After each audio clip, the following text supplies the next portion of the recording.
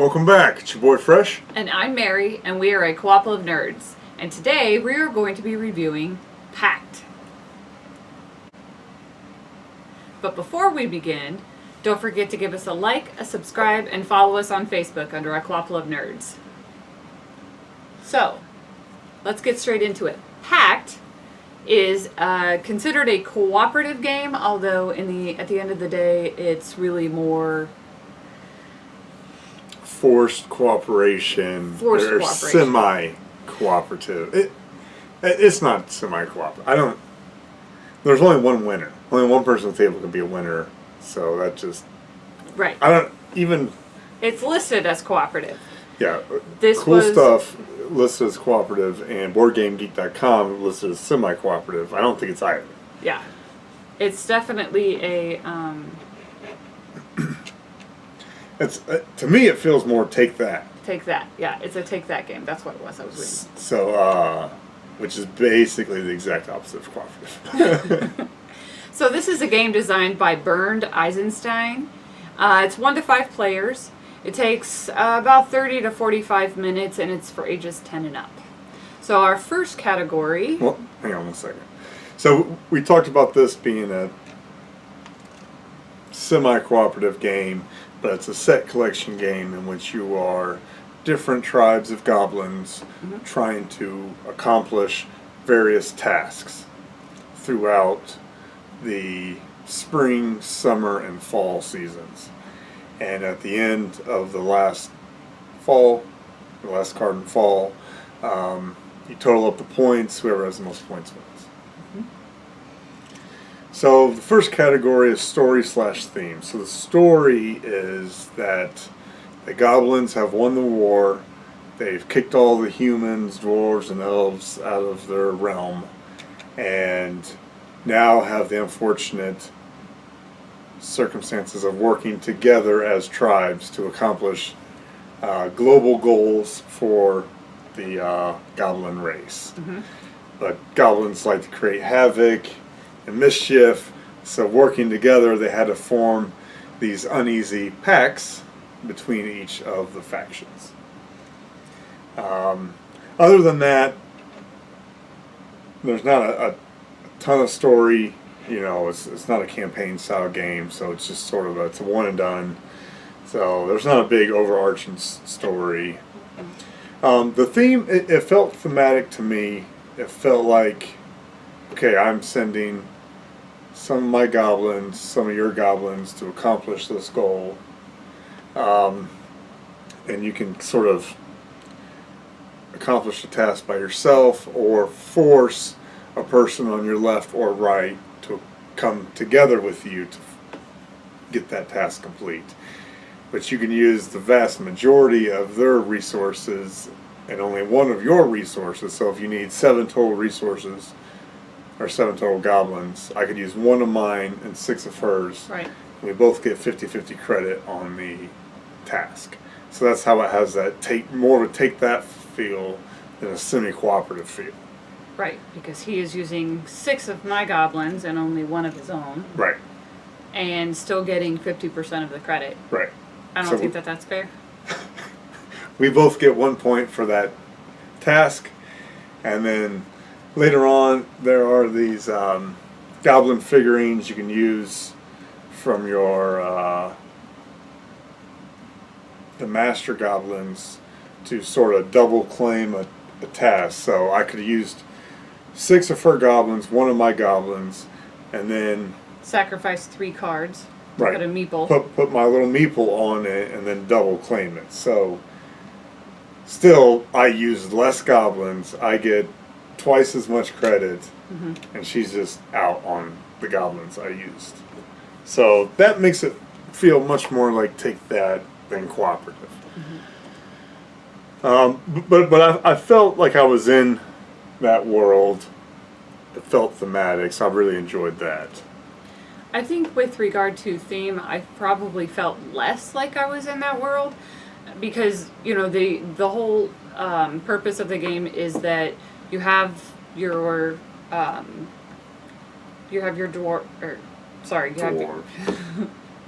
You have your goblins. You have your different types of goblins, and you have to send them on a quest, and to fulfill the quest, you have to send specific goblins on the quest. To me, it just felt like a matching game. So it's like, It's a set collection game. Yeah, so it's like, all right, well, I gotta collect these 3 types of goblins to go on this quest and get that card off the table so that I can claim the points for it. Well, like some of the quests are. None of the quests are very specific, so it doesn't feel. I don't feel the theme through the quest. It just feels like, okay, just get the cards that are on this quest, and You probably didn't read enough of the bottom. it's So one like, word. yeah. So this particular task, you need to kill the werewolf. So I'm going to send 3 fighters, which is the swords, and 2 builders. So What are the builders for? I don't know. They build the trap to catch the werewolf, and then the fighters run over and hit it. And like this task is fever. So you just need 4 shamans, so 4 people to cure the fever. Okay. So I feel like it, I feel like it fits the theme. Okay. So the next section is components/art. So these are the different types of goblins. All it is cards and the little goblin meeples here. Yeah, little, looks like ghost hats. But Comes with 5 different colors. yeah, 5 different colors, and this is just a little marker for your Dynamite track, 1 of each color. So here are the different goblins. We got the shaman, chieftain, builder, scientist, warrior, merchant, and then I already showed you some of the tasks. But you got fever, mining, and a werewolf. If you look in this corner here, you can see what's required to accomplish that task. Again, if you want to do it on yourself or do it by yourself, this particular one you would need 3 warriors and 2 builders. If you want to share the glory with your neighbor, you could use 1 of your builders, 3 of her fighters, and 1 of her builders. And if you do the task by yourself, you get 2 points. If you split the task, you each get a point. Here are a couple of the command cards. This is how you get some extra bonus points. So in this one, if you get 3 blue or red tasks accomplished, you get 2 points. If you get 4, you get 4 points. If you do not get 3 or 4 or greater, so if you get 0, 1, or 2, you get a negative point. In the end, when you score up everything. Right. So you also have these masters. So each master is sort of like your leader. And you see on the top, they've got resources kind of built in. When you start, these meeples cover up those resources. And if you spend 3 cards from either your hand or your mat, matching the color of the task out. So if you wanted to double claim this one, so you accomplished it with another goblin tribe, if you wanted to claim that, you'd have to pitch 3 white goblins, the shamans, and then you would put your meeple on that. So now I get double point or double credit for it. So I get 2 points, you only get 1 still. But then that also opens up sort of like a permanent resource. So you could permanently have one of the scientists' bombs there, or the builder's wood At your disposal. available each turn. You can use it over and over and over.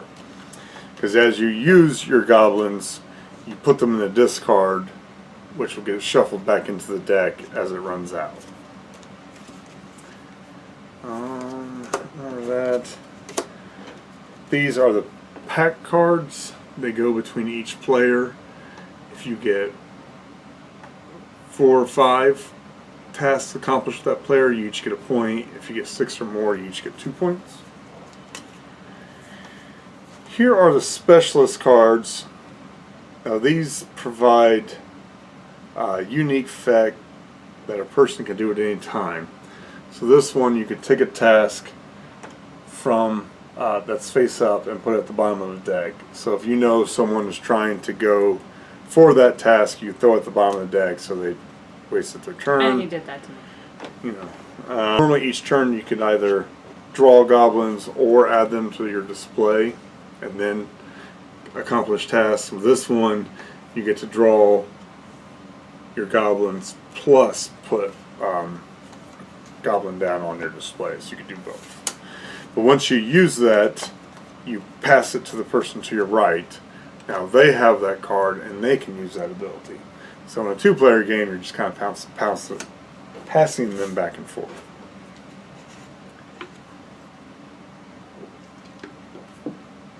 And this is the Dynamite Tracker.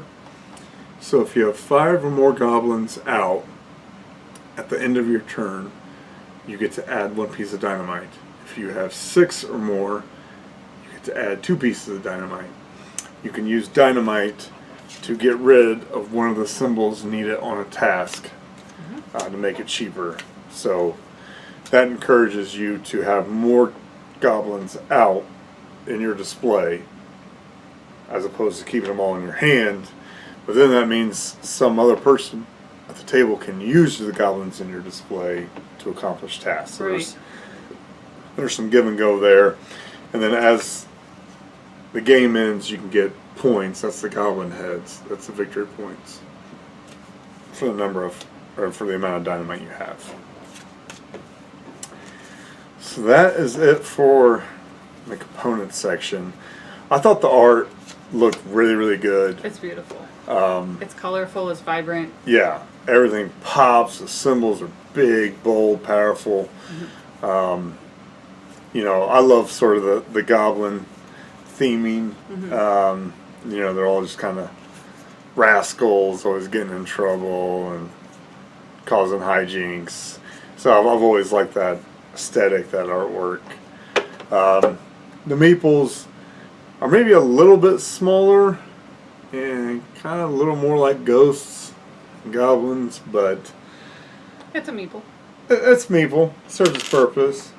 They do come in sort of the standard color pairings, you know, the 3 primary colors and then green and black, which is fine. Lots of games have that.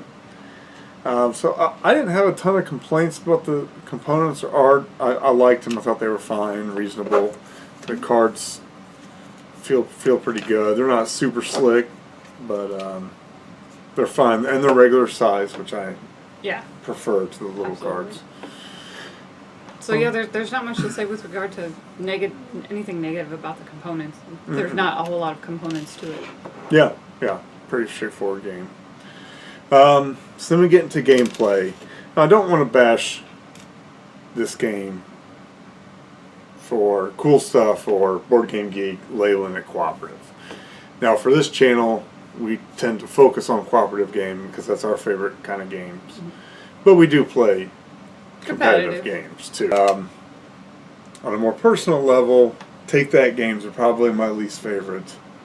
I'm not a fan of Take That games either. Yeah, it feels a little too in your face or mean, I guess, at times. I mean, there's competitiveness and then there's kind of dirtiness, and I think this crosses the line into dirtiness. There was one time he took 6 of my goblins and only 1 of his to complete a task. And so from then on it was just vengeance. And I still won by 1 point. 1 point. 1 point. The other thing is we only played this game at 2 players and this did not feel like a two-player game. Right. You have to use sort of an automated dummy player as the third character. So each time either one of us draws cards, you automatically add one to his display that you can use. This third person that's not really there. Right. So they can't win, they can't make their own decisions, they just sort of slowly, randomly collect cards to which you try to, use to your benefit as opposed to the other players. The first time we played this, we really didn't use each other's cards at all. I mean, it was 95% of the tasks were either self-completed or completed with the third player. The second game, I was trying to do more of the take that and use your stuff as much as possible. I'm not sure which strategy worked best. I think they were both really close games. Right. So that's one thing about this game. It didn't feel like. Sort of felt like the games are always going to kind of be scored closely. Like can you blow someone out in this game? Can you get 70-30? Well, I mean, when some of the scoring is, I guess, in parallel, where you're getting a point at the same time that I'm getting a point, Right. I think it's very difficult for it to be a knockout. Right. I just didn't get that sense of great fun when I played this game. I don't feel like it was designed with two players in mind. I couldn't imagine playing this game one player. That has to be the most boring. It does have a solo option. I mean, how do you play a take that game with one player? I guess you just see how high of a score you can get. I guess. I don't know that. Beat your own score each time. Yeah, I would never play this by myself, and I didn't particularly enjoy it playing it with one other person. I would recommend if you like that take that style set collection game, I would recommend 3 to 5. I do not feel like it's a two-player game. I do not feel like it's a one-player game. It felt really tacked on. Even in the instruction booklet, it was tucked back towards the end. You could only use one set. You had to use the expert rules. You couldn't use the beginner rules. So we put all of our games into one of 3 categories. Play, which means it hits the table as often as possible. Display, which means you keep it on the shelf and break it out when the mood strikes. And stay away, which means you leave it at the store for someone else to get. So this game for us is a stay away. It did not scratch the itch of a board game. We had a game that was separated by 1 point, and I feel like if that was Wingspan, Sagrada, some of the more competitive games that we really like with the point system, I feel like we would have been talking about that for the next half hour. Right. And this, it was like, all right, time to go bed. It just did not tickle our fancy as gamers. And it might you. Not everyone has the same style. If you like take that games and have a 3 to 5 player group, you might really enjoy this. Hi. But it wasn't for us. So we'll see you next time. Thanks, guys. Bye-bye. Bye. Hey, Pumpkin. Mm-hmm. It's Shark Week. What do you got to say? Bait ball.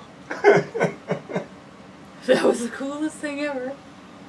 Didn't even know that was a thing. Yeah, sharks are working together. Yeah. That was pretty cool. Co-ople of sharks. Yes, exactly. Yeah. Very good. Thanks.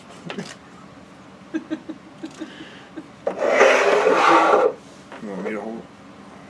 You always feel like you're better at it. Probably am. Okay. I agree. Ready? Mm-hmm. I got a little crush on you.